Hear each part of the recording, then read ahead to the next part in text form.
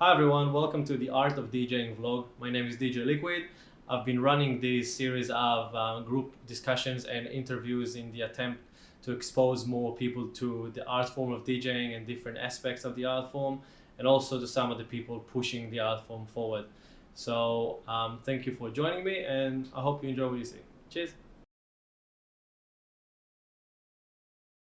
Welcome everyone back to the vlog. I got a good friend with me, Mr. JFB here. Before we start, can you tell the crowd watching, I guess, about your artist name, where you're from, what sort of labels you work with, and a bit of that? Hi. My name is JFB. I'm from Brighton, UK, and I'm very lucky and have worked with lots of different labels. Okay, so most of the people that know you would have seen some of your videos online of different routines that you do. But I don't know if everyone knows about the history of your career. You've done lots of stuff, like you used to tour with Beardy Man, used to play a part of the band. You obviously competed in lots of DJ battles like Red Bull 3 Style. You recently done the IDAs and obviously DMCs, where you won like 3 UK championships. So it's quite an impressive career. But before we kind of get into that, I want to start with how you started DJing and how you were first exposed to it. Yeah, so I started DJing in 1996, which is probably about 23 and a half years ago. So it's a long time. Very impressive. Yeah. Getting old. And then, how I started, yeah? Yeah. Okay, I went to, I used to listen to mixtapes that are handed around at school, and then I went to a rave, had a really good time, and I was like kind of trying to figure out what the DJs were doing, and because what I noticed was that the music didn't have gaps, like they weren't playing. Yeah, it was continuous. It was continuous, yeah. Yeah. So they were mixing, and I asked a friend, "Oh, what's that?" And they're mixing, and I just presumed they were like making the music live on the spot with synthesizers. Yeah, right. Or something. And then the last day of school, a friend of mine told me he had turntables, and that's what he used to DJ with. And I was like, "Oh wow!" So I went to his place, and he showed me what mixing was. Yeah, right. The first time I saw it, and I was like, "Oh, mate, that makes sense," because DJs scratch as well, turntables, things like that. So the next day I went out. I had a little bit of money saved up, like £50. I went and bought myself 2 second-hand hi-fi setups. They're like £10 each. Yeah. And it had like the cassette player, the radio. Yeah, my parents gave me one of them. I remember. Yeah.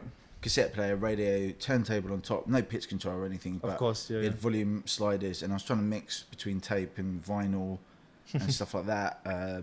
But then that was very difficult. So I managed. A couple of days later, I found this wicked DJ mixer called the Synergy T1000 for £10. Yeah. And that was like a really good 2-channel mixer. It didn't have EQ or anything, but right. had kill switches though, and like some huge crossfader that you couldn't cut with. And then a couple of days after that, I got one turntable which had, I don't know, 4%, 5% pitch control on it. Oh, okay. And because of that, I was able to learn how to mix, because one of the decks had pitch control. Whatever. Yes, you can adjust the tempo a little bit. Yeah. And then a friend of mine was an MC. He came around my house every day, and then we rung up a pirate radio we were listening to, and we just said, "Oh, hi, can we play? We're DJs and MCs." And they're like, "Yeah, sure, come along." We're like, "Wow, that's amazing." We went to this pirate radio, and we played a set, and we were probably terrible, but we were like so stoked that we did it. And the guy who's running it was like, "Guys, great. I mean, like, did you enjoy yourselves?" We're like, yeah. He's like, "Well, do you want to do it twice a week?" Oh, wow. Seriously? And he gave us quite a good slot as well. Sweet. And this pirate radio was actually, it had all the local underground DJs, like they had underground techno DJs, underground hip hop DJs, underground reggae dub DJs, drum and bass, well, jungle at the time, DJs. And we were like the hardcore DJ and MC at the time. But after about 3-4 weeks playing on that, I suddenly really got into jungle and drum and bass, and just started mixing that instead, and got really into that. So at this point you weren't even scratching or anything, you were just mixing records? I was on my turntables at home. I was trying to scratch. Right. I loved it. Obviously I didn't care that I was rubbish. I just loved it anyway. Yeah. And I was just making noises with it and skipping the needle all over the place or whatever. and trying to compensate. The turntables were so terrible, and anyway, it was probably about a year later. I met one of my friends, Ben, because I started going to college to redo my GCSEs, which I skipped out of afterwards. And he didn't have turntables, but he's really interested in them. And he came over to my place and he's like, "Oh, cool. Can you mix out of this? Can you mix out of that? Can you mix out this?" He's giving me loads of encouragement. And then he eventually got turntables, and which were better than mine. And I used to go to his place and practice mixing and stuff. Yeah. Then through him, I met another guy who was into scratching and mixing drum and bass. Yeah. And he had a mixer where he had similar kill switches to the mixer I had. Yeah, another kill switches. And at this point, I'd upgraded my terrible, shitty Sony turntables. They were terrible. I can't the remember turnies, yeah. Yeah, like one of them was called Duel. It was like an old German turntable. Never heard of it. One of them was actually a Technics turntable, but didn't have pitch control or anything. Okay. So at this point, I wasn't using that hi-fi stack anymore, but I had two separate turntables, and one of them had pitch control. Yeah. But for some reason, you could do some real basic baby scratches on there and stuff like that. And then, I'd upgraded it to this one. I had this one deck which was called Ariston, and it was this big, heavy, what to call it? Not direct drive. What's the other one? Belt drive. Belt drive. It's a big, heavy belt drive turntable, but it had a proper size platter on it, like a Technics or like the typical belt drive decks did in the day. But that was a major upgrade for me. And there's big, massive round pitch control on it, which was plus and minus 6. So it's way better than what I had before. So I was like kind of making my own slip mats to make the record slide as much as possible. And this guy came over and he just starts transforming with the kill switches. And I'm like, "Oh my God, what are you doing?" I didn't realize you could do that. And he's like, "Yeah, sure, you just do it like this." You go, I was like, "Oh my God." And he was doing it over drum and bass. He was doing it really tight as well. Wow, cool. And then I was like, "Dude, show me." He's like, "Oh, it's easy. It's just like this." And like literally I got it straight away. And then that was it. I was just doing that non-stop. And then I learned how to, it wasn't chirps. It was kind of like transforming chirps. So from that moment on, you were kind of like more keen on learning to scratch. Oh God, yeah. I was doing it non-stop as well as mixing. Yeah. And I hung out with this guy quite a lot. So we'd come around, he'd come around my place and we'd put on the Super Nintendo and play Mario Kart. So one person's playing Mario Kart while the other one's mixing. We did 2 tunes each, but we try and scratch. Did he used to like play out lots of gigs around and stuff? No, but he did get me my first gigs. Okay, cool. So we formed a scratch team called the Freestyle Womble Ejectors. Don't say that again. The freestyle what? Womble Ejectors. We was like 17 or whatever. At this point I had discovered like breakbeat, but the kind of like the more hip hoppy instrumental. Right, I just went into my local record store, Crafty Cut store, and there was an amazing DJ there called DJ Mex. Yeah. And I went and asked him, I was like, "Oh, hi, have you got any basically fast hip hop without vocals that I can scratch to, like instrumentals?" And he pulled me out loads of Fresh Canova stuff, which is the early freestylers, the guy from Freestylers, Aston, and I think some other people made a load of tracks, and they're amazing. And I was just... So it's kind of, it was cutting over faster music than hip hop. Yep. But actually the tempos were quite varied, and we formed a scratch thing where we just went out and we mixed these tracks in and drum and bass and scratched over them, but merged in between them. Awesome. And we did like a couple of gigs. Were there like any specific, like I guess more famous DJs that you remember that you were exposed to early on that you were kind of like looking up to? I was really lucky, but a couple of years later, I got a job in a nightclub called The Beach, and I was a glass collector, and I was obsessed with trying to get into the scene and become, get to DJ out. Yeah. And I used to take my records to work every night, and I had a deal with the manager, the main manager who ran the club, that if I got there an hour early and cleaned the bar for everyone, all the staff, I could DJ 15 minutes before the club opened. Or before the doors were even open. Yeah. I just to have a chance to DJ on the sound system, Yeah, cool. And like that would be either drum and bass or hip hop or breakbeat or just whatever I brought with me. Luckily, that club had become the new like hub in Brighton for like all the cool nights. So on the Saturdays you had the cheesy 70s nights. On the Thursdays you had the R&B, which were quite good. R&B and hip hop back then was awesome. Yeah. But on the Friday nights you had Fatboy Slim's Big Beach Boutique. You had the only monthly decent drum and bass night in Brighton called Meltdown, and the other nights were like random Ninja Tune Oh nights. yeah, I love Ninja Or Tune. Ninja Tune style Awesome. nights. Yeah, awesome. So I got to like, I remember one night opening the door when I was at work, and it's the Scratch Perverts that turned up. I was like, you guys, oh my God, Scratch Perverts, you playing tonight? And they're like, yeah, hi. I was like, oh, wicked, amazing, wow. And there's these other times where, I think some Ninja Tune guys, like Scratchers, were there, but I can't remember who they were. Right. They were there, and I was just scratching before they turned up, and they're like, oh, you're pretty good like that. And I was like, oh wow. And they let me come up and have a jam with them in the night, which is awesome. So it was more like UK based DJs that you were first, I guess, exposed to and inspired. Yeah, well, loads of them. And then on the Big Beach Boutique nights, you'd have Fatboy Slim playing or some other people. Yeah. But there was this one promoter guy called Dave Stone, and he did the drum and bass parties. Yeah. He'd come down from doing a lot of big drum and bass stuff, which went worldwide actually, but he was based in London, moved to Brighton, and he had actually set up an office above Crafty Cuts' shop. So Crafty Cuts had a shop in Brighton, which was the coolest. Like a record shop? Yeah, record shop called HVR cool. Records. Now that was the best hangout place for the kind of music I was into in Brighton, and that's where everyone would go and to buy records, obviously. Yep. But that's where people would meet and make contacts. Yep. And above that shop had Dave Stone had his office. And above there, Ed Solo had his studio. That was like the main hub. Yeah. And so Dave had seen, that I was really keen and I was bringing my records tonight. I was really annoying everyone, like giving out mixtapes. Well, you gotta like get push, you know what I mean? Yeah, I was really trying like really hard, and like I was a bit too keen. But he saw me in the record shop one day and he invited me up to his office and said, here you go. And I think he MC Det was there, introduced me to MC Det or something, and then he gave me some vinyl. I was like, wow, what for me, for free? And he's like, yeah, there's some new promos, new releases. Sick. And there's this wicked new thing Ed and MC Det had done called 2 Times Freestyle. Okay. It was really good. And another drum and bass, Turntable 1 track, really good drum and bass tracks that Ed was working with Brocky at the time on Undiluted. Okay. And he was also producing with Dave under this name called Click and Cycle. Now, Dave had actually previously released Shy FX's first tunes and T-Power.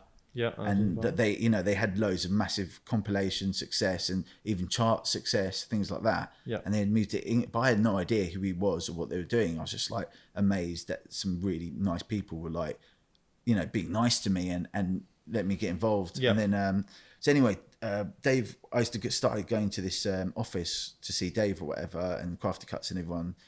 And one day Dave handed me some flyers and he said, look, I've been doing this smaller night of called Mini Melt. Their drum and bass night was called Meltdown. He called it Mini Melt for the sake of it, where he was just DJing for fun in this pub up the road, but it's like a really popular one. Yeah. And he's like, yeah, I can't be bothered to do it. So I thought you might want to do it. You get paid and here's a bunch of flyers with your name on it. I was like, oh my God. I was like, that was so fucking happy. Excited, yeah. Yeah, and so I went out and put these flyers everywhere. And then, so what I did is I started DJing weekly or bi-weekly or whatever in this pub. Yeah. And the owner of this pub owned this famous club as well called the Concord 2. And he loved what I was doing. And so he came to me and then said, look, I love what you're doing. I can give you a little budget. It was like £40 or something. And it's like, do you want to do a night at the Concord 2? Just do it in half the club in the bar area on a Tuesday. I was like, oh my God, yeah. So I went up to all the local well-known drum and bass DJs and said, guys, look, I've got £40. I want to book 3 of you. If I give you £10 each and £10 on flyers, and I spend £10 on flyers, will you do it? And they're like, yeah, we think it's a great idea. Obviously we get paid a lot more, but we want to help you out. And I was like, amazing. So all over a sudden, Dave, this guy, sees all these posters around town for like another gig, which is kind of almost like competition with all the local DJs. Right. But he thought it was great. And then from that point on, he made me like a resident at the big drum and bass night in Brighton, but also the bigger drum and bass night in London, which was Movement at Bar Rumba. And then he got me playing with Groove Rider on my first night. And then from that point on, I started doing loads of gigs, just as a little warm up. Yeah. But this guy also took over another club called the Ocean Rooms, and he took over all the programming for it. So every Friday night, he created this night called Substance. and he booked DJ Craze, and he got me to play before and after Craze. Back then, when I was 21. Wow. I could not believe it. I was just so stoked. You would have been like super happy. Yeah, really happy. Yeah, I mean, I was a little bit nervous, but I was just, wow, this is sick. And then, but not just Craze, he booked everyone, like from Adam F to like, awesome, like every single name under the sun. He pretty much booked there. So, so you were already like doing some nights back then already. Like, when did I don't know if everyone knows about Belgium that you guys started with Beating. Like, how far after that did you guys start? That's a good few years. Yeah, so I think it was 2004, 2005. I just started DJing in Austria. Yeah. And a few random, like Bulgaria, Romania, and all these places. And I was DJing a lot. I met Decline. He helped me out a lot. And Decline got me a lot of stuff DJing with him. Yeah. And then I was hanging out with Ed loads. And then I met Beardy Man at a DJ competition. I was £100 low on my rent, which was due the next day. And I just heard there was a DJ competition where you can win £100 as first prize. So I went and entered the competition and luckily won it. Oh, wow. But Beardy Man was hosting it. And then Beardy was beatboxing. Yep. And I thought it was amazing. I was like, yeah, dude, you're amazing. He's like, oh, thank you. He's like, yeah, I've heard of you, blah, blah, blah. And I was like, dude, do you want to come around mine? Because I really want to start. I'm a turntablist, obviously, and like I want to work with a beatboxer. And you're amazing. And he's like, yeah, that'd be wicked. Okay, so what sort of stuff did you, I mean, obviously he's a beatboxer and you're DJing, like how did the show kind of work? Like, we didn't do, what did we do back then? He would come to mine and he would beatbox and I'd pick up random records and try and scratch over the top. Yeah, or I would beat juggle and he would do stuff on top. Right, yeah. And he was just getting into looping back then as well. That's right, yeah. At this point, Ed moved in with me. There was 4 of us sharing this house. Beardy lived somewhere else, but he was pretty much around the house every day. Yeah. And I'd been saving up since 2001 because I saw Craze use Final Scratch for the first time. Yeah. And since then, I knew that's the future. So I'd saved up since then to get a laptop, and then I saved up again to buy Final Scratch. But I didn't know much about it. And I think it was like a week before I had the rest of the money. I was owed some money from someone. I went to the Concord to see Jazzy Jeff play. Yep. And he was beat juggling with his laptop. And I was like, you can't do that on Final Scratch, not that well. And they're like, no. Someone said to me, no, it's a new thing called Serato. I was like, what? So the next day, I Googled Serato, and the first thing that came up was a video with the guy going, okay, this is my man. He's a beatboxer. He's gonna lay a beat. He's like, boom, boom, did a beat or whatever. And I've just recorded it and I'm gonna scratch that beat. And I was like, oh my fucking God. So I rung up my friend. I was like, you owe me that money. Please. Can I just pick it up off you? And he's like, yeah, I've got it for you here. Ran up got the train, rung up the shop in London. You got a Serato SO1 box there. And he's like, yeah, we got one left. I was like, you fucking save that for me, please. I got up there. I got up 5 minutes before the shop closed, ran back in the underground, ran back to the train station, came back. Ed was like, did you get it? I was like, yeah. Unpacked it. Ed helped me set it up. I was like, oh my God. And I was like, right. Got rung up Beardy. I was like, Darren, Beardy, fucking get over here right now. He's like, why? What's up? I was like, you're not going to believe this. You're going to you'll lose your mind. He's like, what? I was like, please bring your mic and please bring a line. It is such a cool feature that you can, you can sample him live. Yeah. Man, he came round and like we spent the next 2 weeks in my bedroom, like literally non-stop, just him just saying the weirdest, like funniest sounds, and then me scratching it or playing it backwards. Was that sort of like the way the show worked when you guys were touring as well? Together? No, because like after probably about a week after this, I was like, let's create a whole new night where we get loads of people drunk and then get them to shout stupid shit in the mic and sample it and scratch it. And he just started looping. He got really good at well, he was amazing always with everything he did. Yeah. But like the majority of the time is he would lay down a beat.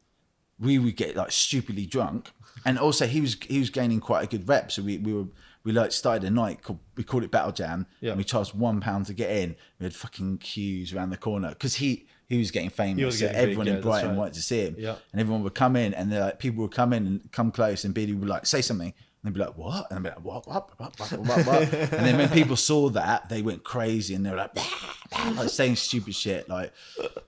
But it's cool. Like it's a very different, I guess, aspect of I guess DJing. Like the people are not aware, but it's not just mixing records. Obviously, it's live sampling, performing with another artist live. You know, it's not everyone knows that DJs do that. Okay, cool. So like, obviously we know quite a bit now about how you've started. So I want to go move into like more like present day.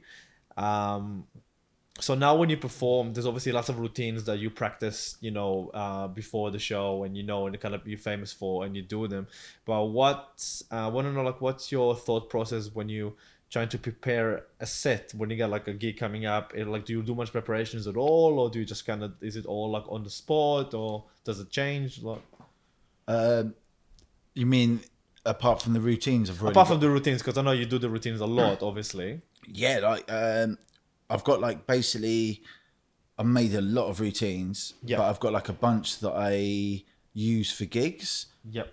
and some that I don't use as much. But I've got kind of a folder which I try and practice at least once a week or something, so I don't forget them. Yeah, and then the ones you do live. Yeah, more. most of them. Yeah, most of them are like the really easy ones, but people prefer those because it's less hectic anyway. Yeah. So like I've got like a bunch of loads of new tracks, got loads of mixes that I like to do every time, or other things like that. Yeah. And then I just kind of I think about the night, and then I make like a playlist in order, in what I think in order, including the routines I want to use. And then I make another playlist of all the tracks that I haven't put in there that I wouldn't mind using.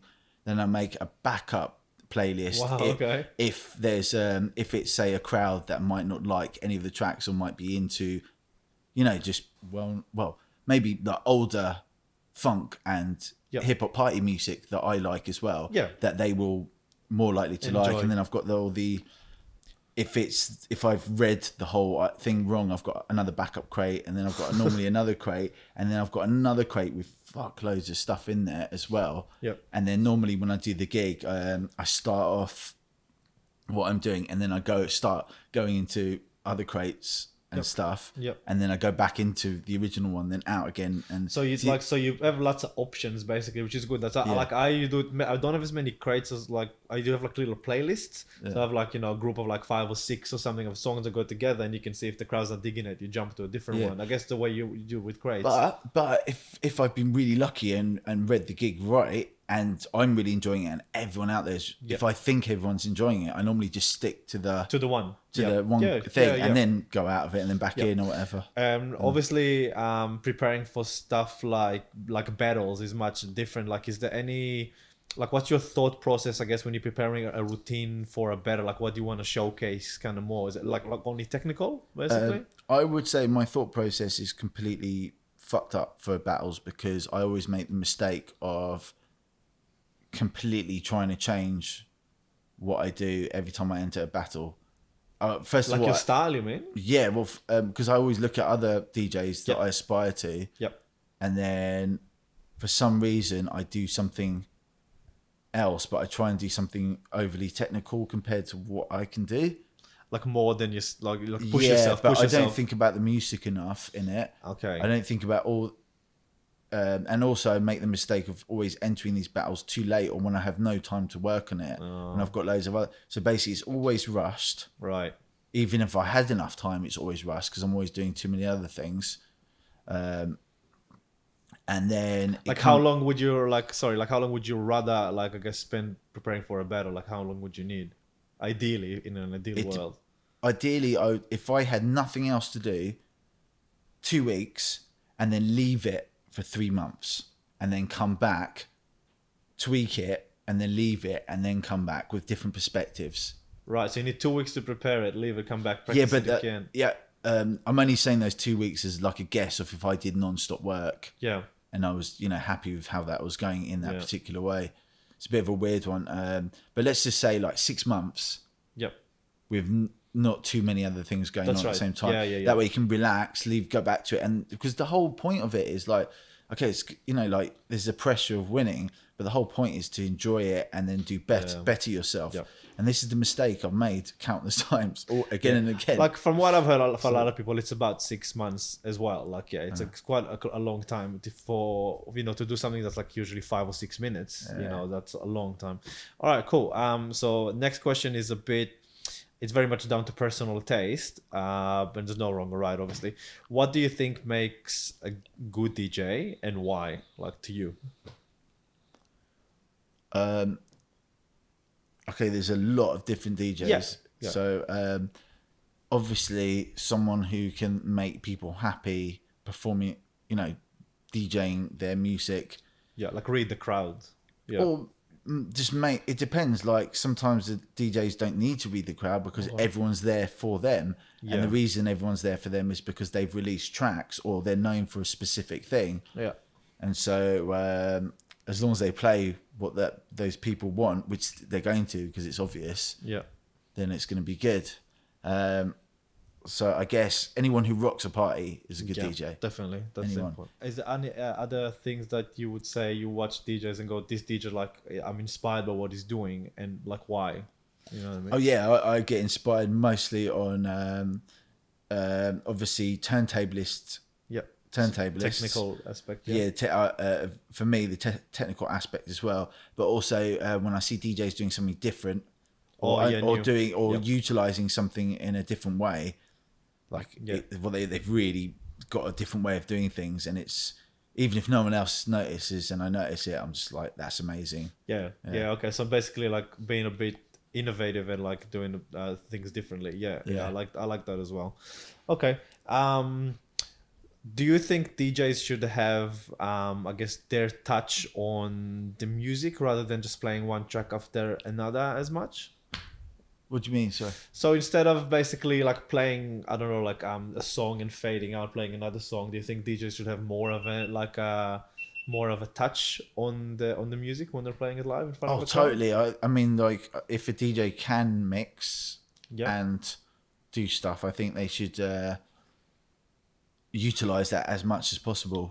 And try and make it as dope as possible. It's like Craze has got his clothing brand. Good DJing is important. Yeah, it is 100%. Like I agree. I think when I started, like someone showed me, I forgot what software it was. It was before Serato ever came out. It was basically like a software you put a playlist and it just fades in from one song to the other, like sort of the iTunes. End. This was before iTunes. This was even before, and like it just did that with like a little fade in, fade out. And I remember seeing that and going like, oh my God. So like basically like this replaces DJs in a way, but that's why to me it was like, to stand out, you need to be able to have your touch on the tracks that you're playing and not just have a playlist. And you know, I think Jazzy Jeff has got a quite, that's quite important. Well, it's quite related to this is, what was it? It was like, I can't remember how it goes. Something to do with how if someone plays the most unexpected track at the best time, I remember him saying that. Yeah.